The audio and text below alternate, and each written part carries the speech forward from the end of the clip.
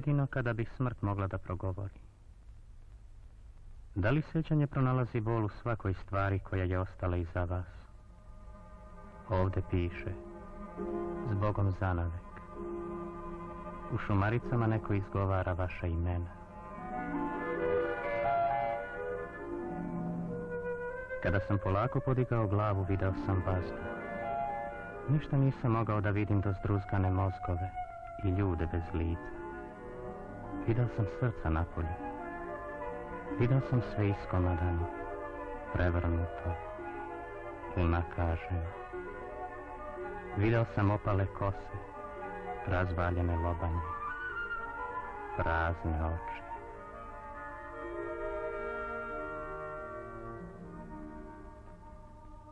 Vidjeli smo grad koji je bio primoran da se okrene tamo gdje se nastavlja smrt i gdje su mladići morali da se odriču da žive. Mi smo verovali da će da se vrati.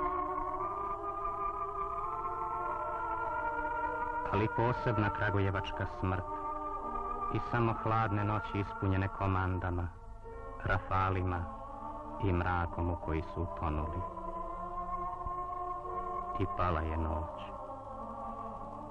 a niko se nije vraćao.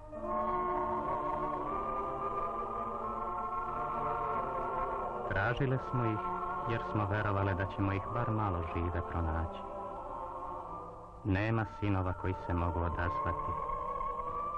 Nema ih na putevima ili se ne mogu prepoznati. Nema mladića da nam se jave. Nema ničega izvan te smrti. Jedino ne mogu da iščeznu reči i osjećam da negde hladan vetar raznosi pucnje i da pada veče i vazduh postaje opor i gorak. Noć u kojoj se više niko ne prepoznaje.